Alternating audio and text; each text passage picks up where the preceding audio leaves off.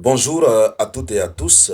À la une de l'actualité internationale, l'Union européenne vient de se faire rabaisser. L'Union européenne accepte de se rabaisser face aux exigences de Donald Trump et en tentant ainsi de tromper Donald Trump. Or, le monsieur, son nom même, comme son nom même l'indique, il est très fort en tromperie aussi. Alors, tout tourne autour de cette affaire de tarifs douaniers. Initialement, le président Donald Trump avait mis la barre très haute. Il avait fixé des tarifs douaniers concernant l'Europe de 20%. Dans une de nos vidéoconférences précédentes, j'avais fait l'erreur, j'avais dit 25%. Je rectifie, c'était donc 20% au départ. Mais ces 20% avaient été suspendus pour un délai moratoire de 90 jours. Mais à la surprise générale, Donald Trump a automatiquement réactivé les tarifs douaniers de l'Europe à 50%. Et toute chose qui n'arrange pas du tout l'Union européenne, puisque nous savons que c'est grâce à ces commerces que l'Europe parvient à se doter de petits moyens, parce que l'Europe n'a pas de matière première. Alors, Donald Trump avait fixé la date butoir ou l'entrée en vigueur du nouveau tarif douanier de 50% à partir du 1er juin, donc juste dans quelques jours. Et c'est ce qui a tourmenté la tête des responsables de l'Union européenne, qui ont donc décidé de passer par la présidente de la Commission de l'Union européenne, Ursula von der Leyen, pour qu'elle appelle Donald Trump et plaider vraiment pour le sort de l'Union européenne, et en tout cas passer par tous les moyens pour que Donald Trump puisse accepter au moins de repousser l'entrée en vigueur pour le 9 juillet.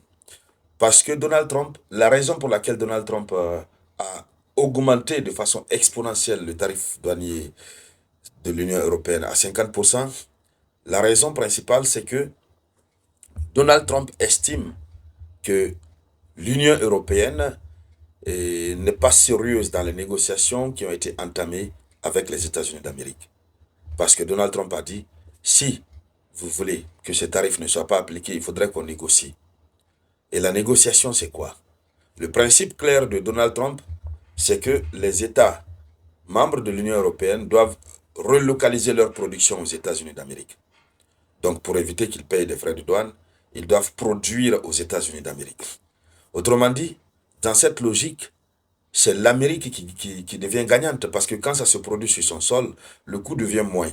Et ça permet de créer de l'emploi, ça permet d'embaucher beaucoup d'Américains et les taxes sont payées aussi aux États-Unis d'Amérique.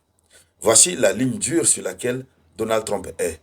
Et cette ligne, elle est valable pour l'ensemble des autres États du monde, bien entendu. Alors, la guerre commerciale est déclenchée. Ursula von der Leyen a pris son téléphone, elle a appelé Donald Trump. Et qu'est-ce qui réellement en découle de cet appel? Alors, allons-y dans les profondeurs, dames et messieurs. Allons-y, essayons de voir ce qui s'est passé. Donc, ce qu'il faut dire, Donald Trump a accepté de repousser l'entrée en vigueur jusqu'au 9 juillet. Et ça, c'est après, comme on le disait, après l'appel téléphonique entre les deux, entre Ursula von der Leyen et Donald Trump. Et donc, l'Europe est sur la défensive face à Washington. L'Europe veut utiliser une malice. L'Europe veut gagner du temps. Puisque la condition qui est posée par Donald Trump, l'Europe ne peut pas, en aucun cas, ne peut pas du tout satisfaire aux exigences de cette contrainte, de cette exigence, de cette condition de Donald Trump. C'est-à-dire transférer toute leur industrie du côté des États-Unis d'Amérique. L'Europe veut donc gagner du temps et selon les informations qui ont fuité des coulisses européennes, l'Europe est en train de préparer un plan de riposte contre les États-Unis d'Amérique.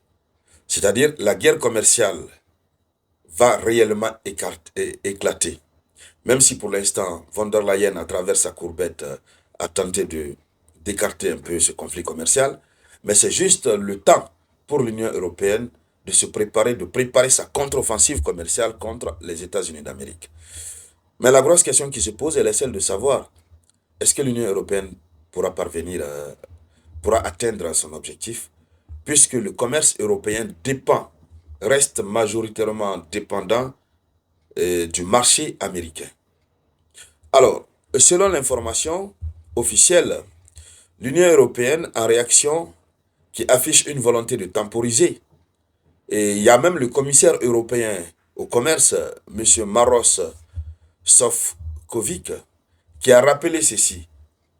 Il dit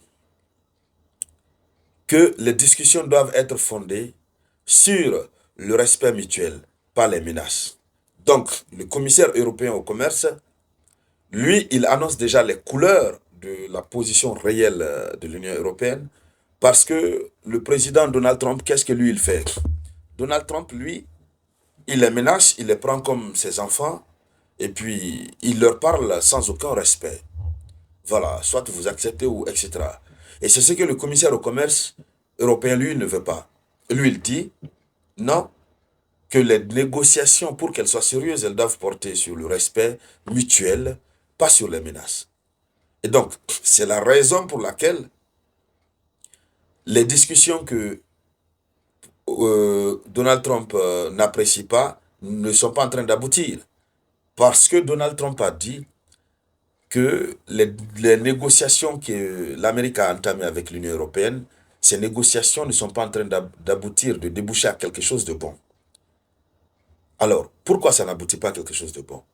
Parce que dans la négociation, l'une des parties se croit très supérieure et le respect n'est pas mutuel. Pendant que l'Union européenne respecte les États-Unis sous-estiment, manquent de respect à l'Union européenne.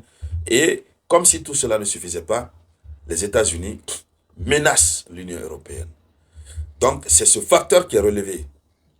Mais, dans l'appel téléphonique, Ursula von der Leyen, qui est partie en format de laveur de chat, hein, n'a pas touché cet aspect. Elle a simplement plaidé. Alors, il reste à savoir, nous avons en face deux positions. L'Amérique reste sur sa position dure. D'accord, elle reste sur sa position dure, intransigeante, de sa condition de relocalisation des industries européennes du côté de l'Amérique. L'Amérique reste sur sa position de menace et de non-respect mutuel, mais de l'autre côté, l'Union européenne veut le respect mutuel et l'absence de menaces. Ça veut dire que si les menaces ne cessent pas, si le respect mutuel n'est pas là, l'Union européenne ne pourra pas tenir ces discussions. Elles ne seront pas sérieuses. Mais en dépit de tout ça, Ursula von der Leyen a promis que cette fois-ci, des discussions sérieuses auront lieu. Comme un gamin qui parlait, comme une gamine qui parlait. Elle dit que cette fois-ci, les discussions sérieuses auront lieu. Ce qui veut dire qu'elle reconnaît que les discussions précédentes n'étaient pas sérieuses. Alors, selon le Financial Times, dans les coulisses, Bruxelles a élaboré un plan de riposte, un plan de contre-mesure douanière d'un montant de 95 milliards d'euros visant des produits américains, tels que le maïs, les avions ou le bourbon. Donc, l'Union européenne a son plan. Alors, ça veut dire qu'ils sont en train juste de faire, voilà, mais si ça ne marche pas, l'Union européenne aussi va sanctionner, va élever les droits de douane sur les produits phares que l'Amérique envoie du côté de l'Union européenne. En tout cas, de l'un dans l'autre des cas, nous continuons de suivre cette actualité. Et la géopolitique mondiale est en train de bouger vraiment. Nous continuons de suivre et tout ce qui va en découler, on reviendra ici sur la tribune d'éveil des consciences pour pouvoir épiloguer là-dessus. Je souhaite à toutes et à tous un très bon lundi, une très bonne semaine à toutes et à tous, dans une santé de fer et beaucoup de grâce sur le plan financier. Merci donc, je vous reviens tout à l'heure avec de nouvelles actualités. C'était la voix de votre humble serviteur, Robert Théa.